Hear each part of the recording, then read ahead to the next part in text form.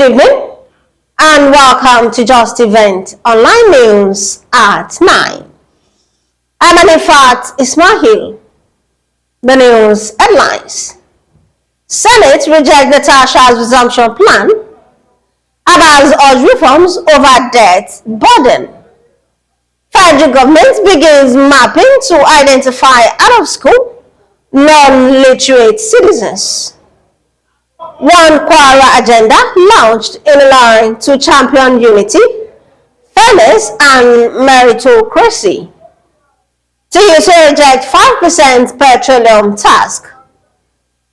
Customs reforms key for unlocking Africa's economic potentials, Adeni says. Dampana uncovers over 6,000 AI biometric malpractices. Federal government defends 5% false surcharge, says not to burden Nigeria.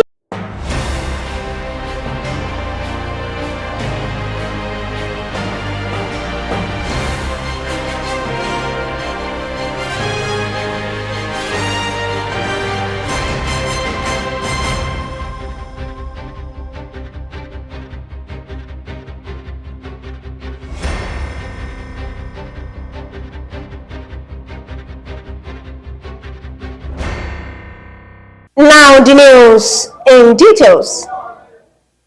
The National Assembly has formally rejected Senator representing Kogi Central, Natasha Akpoti-Uduaghan's plan to resume legislative duties.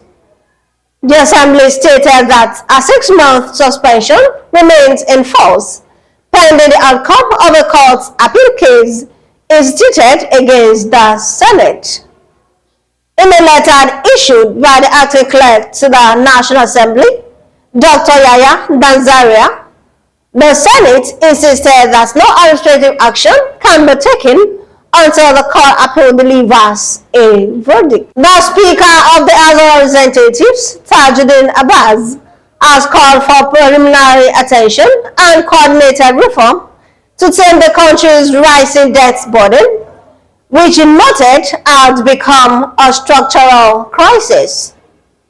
The Speaker made the call at the opening of the 11th Annual Conference and General Assembly of the West African Association of Public Accounts Committee held at the National Assembly in Abuja.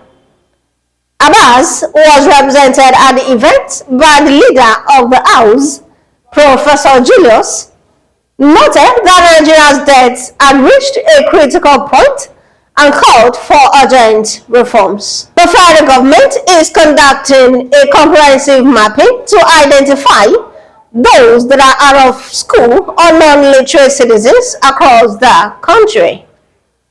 The Minister of State for Education, Professor Shuaiba Ahmad, who announced this yesterday in Abuja, noted that with accurate data obtained from the exercise, the government will be able to enroll millions of Nigerians into literacy programs that are relevant, inclusive, and empowering. A new civic advocacy and engagement platform, the One Kwara Agenda, has been officially unveiled in Ilorin with a strong call for unity, fairness, and merit-based leadership in Kwara State. The launch took place on Tuesday at the NJ Secretariat, Ilorin, and drew the attention of journalists, civic leaders, and stakeholders across the state. Speaking at the event, the convener, Dr. Femi Adetola Anare Akerogun of Oboile Kingdom, described the OKA as a people-centered movement committed to rekindle the ideals of unity, peaceful coexistence, and shared destiny. It's a civic advocacy, an engagement platform committed to fostering a united, indissoluble, and indivisible Kwara State. Rooted in the belief that the formation of Kwara was not a historical coincidence, but a divine design. The One Kwara Agenda stands to remind all Kwarans that one united front is far stronger and nobler than the forces seeking to divide us. At its core, the One Kwara agenda is a response to the rising tides of divisive politics, ethnic profiling, and regional power plots that have reduced merit to the background and exalted mediocrity to the backdrop of sectional sentiments. He lamented the growing ethnic, religious, and regional divide threatening development and urged Quarans to reject identity politics. The platform outlined its mission to promote inclusivity, discourage divisive politics, advocate for merit-based leadership, and foster a civic culture where competence and character take precedence over ethnicity, religion, or regional origin. To advocate for merit-based leadership and prioritize service delivery over sectional ambitions. Another part of our mission is to discourage divisive political rhetorics and pit one region or group against another. To foster a civic culture of fairness, inclusivity, and balanced representation in policy and governance.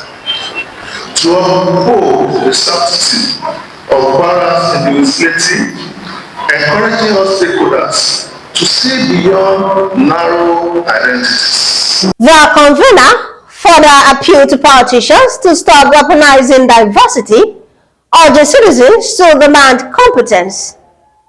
He equally called on traditional rulers and religious leaders to act as bridges of unity, and the media as well to promote narratives that strengthens cohesion. We call on Kwara citizens to embrace Kwara for all, reject anything that can divide us. Let's demand for fairness and unity. We call on our traditional rulers and religious leaders to continue speaking the truth boldly and to continue to build the bridges. We fervently call on the media to help us shape narratives that build and narrative that make them as custodians of our cohesion. And to us all, the distinguished audience, we invite you to join this new movement for a One Kwara because our shared future depends on it. Conclusively, Kwara cannot develop when it is at war with itself. A house divided cannot stand. The One Kwara agenda is not just a slogan. It is a moral imperative, a generational responsibility, and a political necessity. We must rise above the temptation to divide what Providence has joined. We are one Kwara, one people, one future. We share destiny. Thank you very much. The Trade Union Congress of Nigeria has threatened to embark on nationwide strike if the federal government fails to withdraw its proposed 5% tax on petroleum products. This was contained in a statement jointly signed by the TUC President General, Festor Osifo, and its General Secretary, Nuhu Toro, yesterday. The union described the policy as economic wickedness against the already overburdened citizens, battling subsidy removal, soaring fuel prices, food inflation, and a weakening naira. The Controller General of Customs, Adewale Adeniyi, has said custom reforms and trade facilitation are critical to unblocking Africa's economic potential and improve the competitiveness of exporters on the global stage. Delivering a keynote address at the ongoing intra-African Trade Fair in Algeria, Adeni noted that the Nigerian Customs Service, working in synergy with other African Customs Administration, is committed to deploying transparency, efficiency, and innovation to strengthen continental trade, added that deepening customs reforms across the continent will be pivotal to unlocking Africa's vast economic potential. The Special Committee on Examination Infractions, set up by the Joint Admissions and Matriculation Board, has uncovered more than 6,000 cases of technology-enabled practices in the 2025 Unified Tertiary Matriculation Examination. The committee's chairman, Dr. Jake Epele, disclosed the findings while presenting its report in Abuja on Monday. He revealed that 1,878 candidates falsely claimed to be albinos, while others engaged in biometric fraud and digital identity manipulation during the conduct of the examination. The chairman of the Presidential Committee on Fiscal Policy and Tax Reforms, Taiwo Oyedele, has said that proposed false surcharge is intended to generate a dedicated fund for Nigerians' deteriorating roads, not to add extra strain on households. Oyedele acknowledged public worries that recent tax reforms could worsen inflation, but argued that improved road infrastructure is essential to lowering the cost of moving goods and people. He linked the poor state of roads directly to inflation, noting the yearly gap between rural and urban food prices.